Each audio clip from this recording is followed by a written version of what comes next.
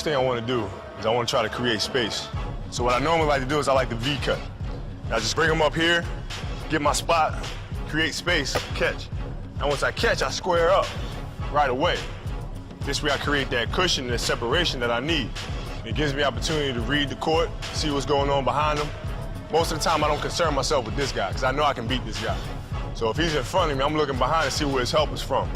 At the same time, he can't see behind him, so he doesn't know what's going on.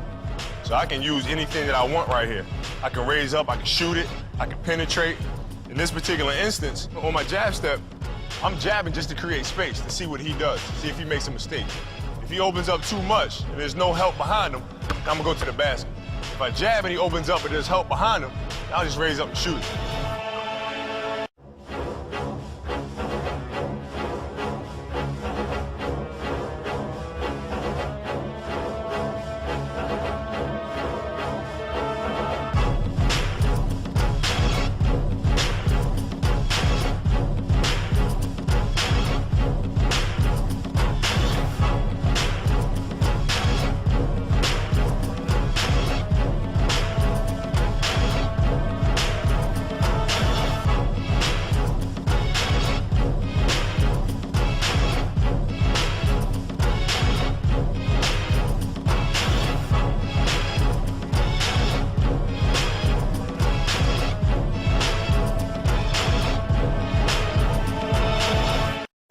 So now I have the ball, triple threat position.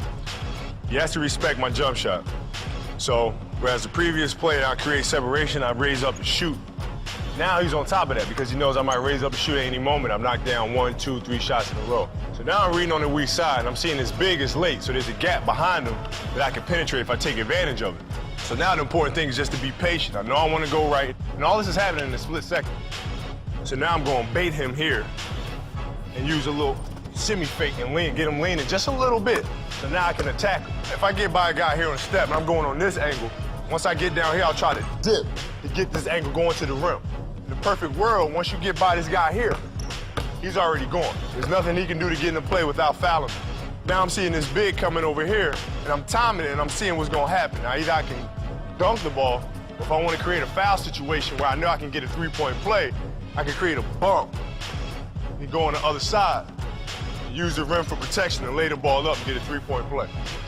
Whether it's high or low, whether it's there, whether it's up there, you just want that ball to go in the basket. However you're comfortable getting it in there or spinning it in there.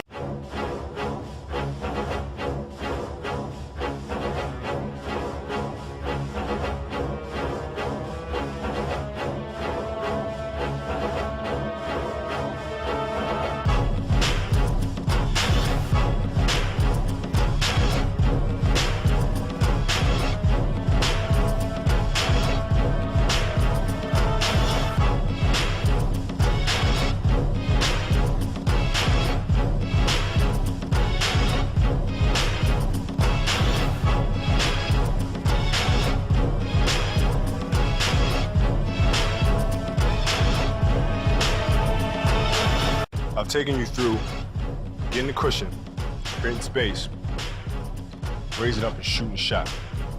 So that's the threat that you have. Now you have a perimeter jump shot. You're a threat from the perimeter, you're a threat from the outside. He has to honor that. When that's a threat, now you can drive by him, get all the way to the hoop. You can finish on a big, you can finish with contact. So those are the two threats you have working for you. Now, to really be a deadly offensive player, you need the third one, which is a mid-range game. I take the defender here. I know he's worried about my shot. I know he's worried about me getting to the hoop. I see the help coming. You gotta dip your shoulder, you gotta go hard.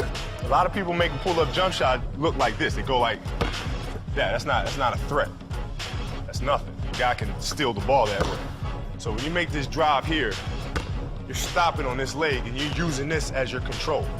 A lot of guys try to use this as their control and stop it, and they wind up being off balance. Now I just elevate straight up in the air and I elevate and I finish over the top of it.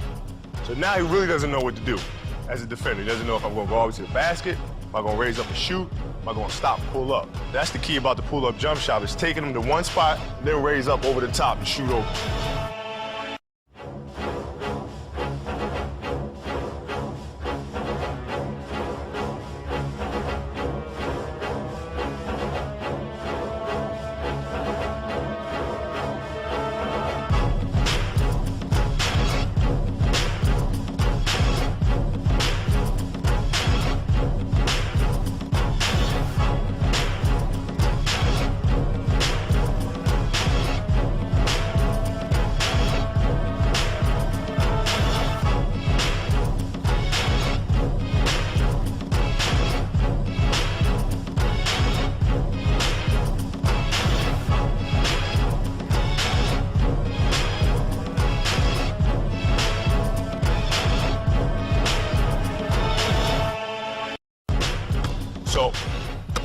Now, we established we can shoot the jumper, drive to the basket, got a mid-range game. And if it's an athletic defender, especially somebody that likes to block shots, is very active, wants to get after you, he kind of has something to prove, you can use that against him.